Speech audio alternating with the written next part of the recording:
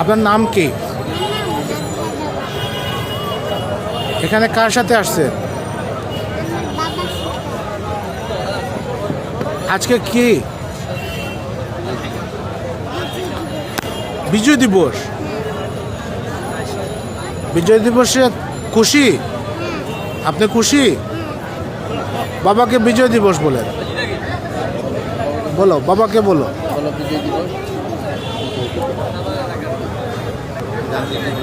ভাই আপনি একটু বলেন।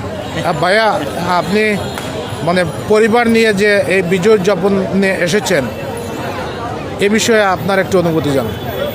আমি রাত্রে আসছি, 12টা মিনিটে আসছি, এসে দিয়ে গেছি। আমাকে খুব ভালো লাগছে, আমি ফ্যামিলি নিয়ে আসছি।